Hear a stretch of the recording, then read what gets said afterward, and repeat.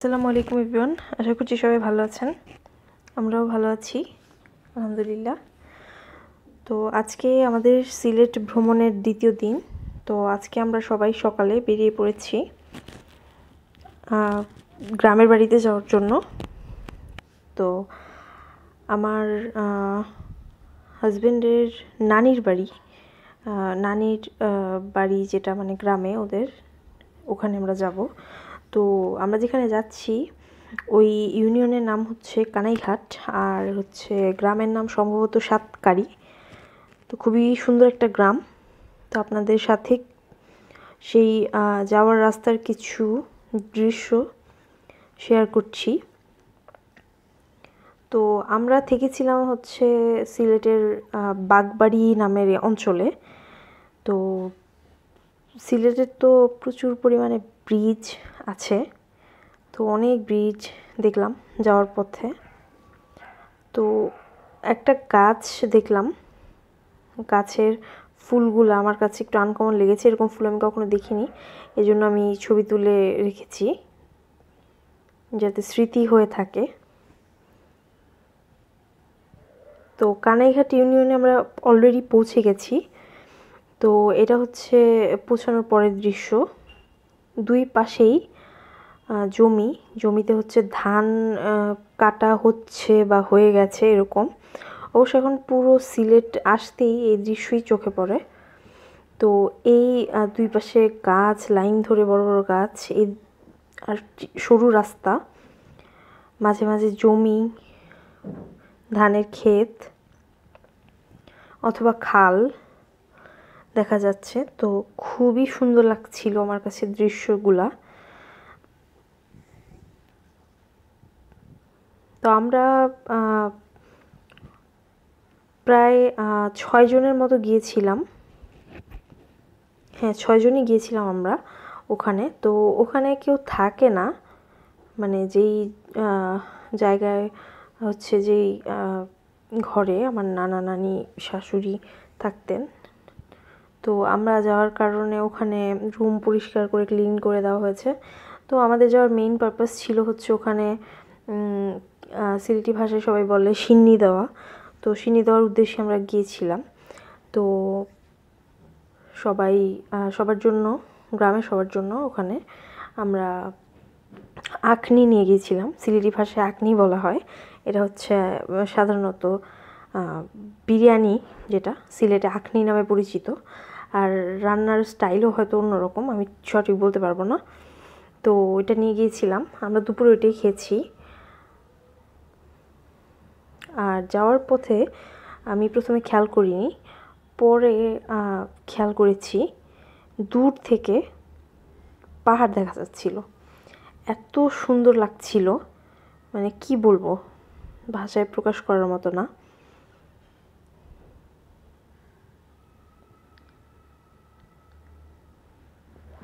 তো আমি যতটা সম্ভব আসলে রেকর্ড করেছি ওইভাবে। আসলে আমি তো আর প্রফেশনাল না, এই জন্য আমার হয়তো ছবিতে ওইরকম আসেনি। বাস্তবে দেখতে খুবই সুন্দর।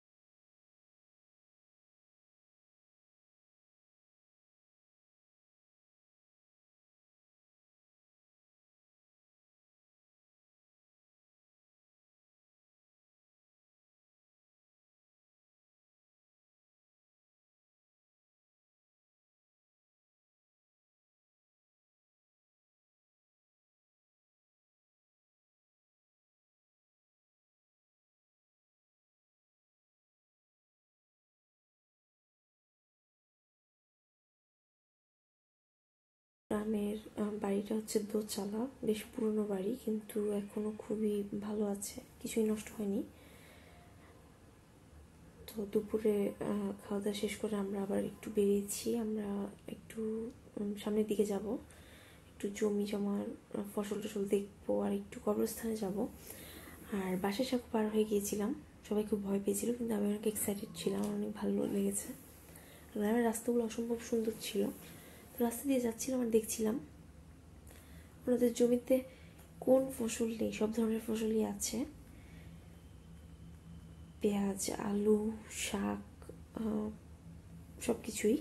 তো ওনাদের কিছু সবজি আছে যেগুলো সচরাচর অন্যান্য অঞ্চলে হয় না, যেমন লাই পাতা নামক শাক একটা পাওয়া যায়, তারপর সাতকরা, আপনারা অনেকেই হয়তো নাম শুনে থাকবেন এইসব জিনিস।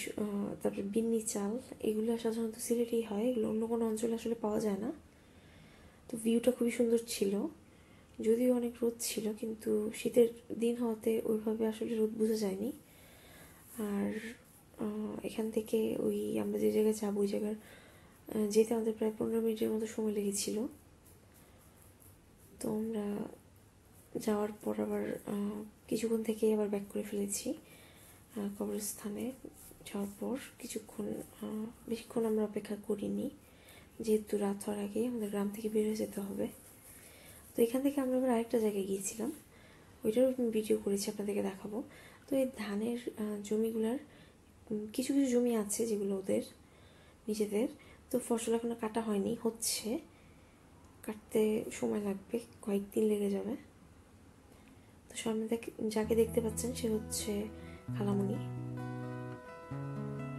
নীল টি শার্টে যাকে দেখলেন সে হচ্ছে আমার হাজব্যান্ড।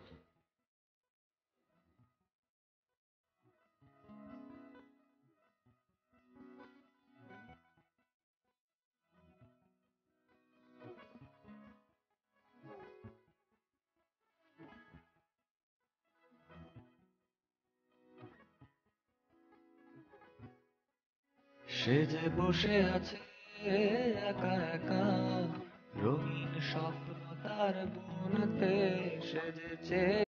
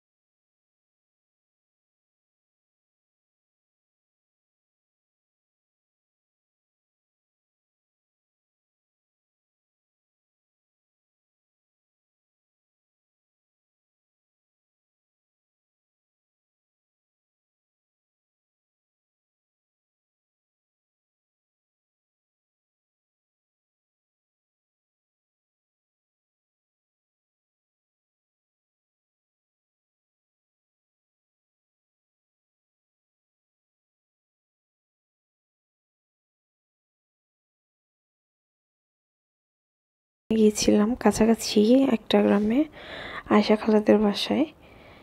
তো ওই খালাদের বাসায় যাওয়ার পর আবার আমরা ওখান থেকে আবার হাঁটতে হাঁটতে সুরমা নদীর পাড়ে গিয়েছিলাম। খুবই সুন্দর দৃশ্য ছিল।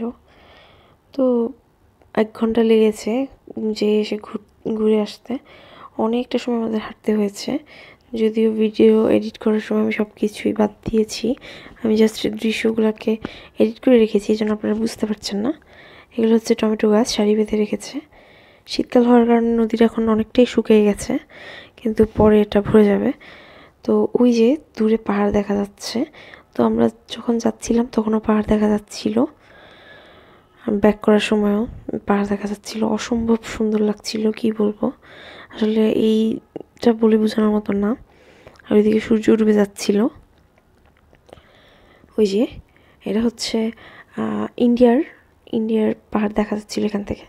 আর এই বাসাটা আমার কাছে খুব ভালো মানে দেখে খুবই ভালো লাগছিল, তাই আমি একটু ভিডিও করেছি। তো সন্ধ্যা হওয়ার আগেই আমরা ব্যাক করেছিলাম।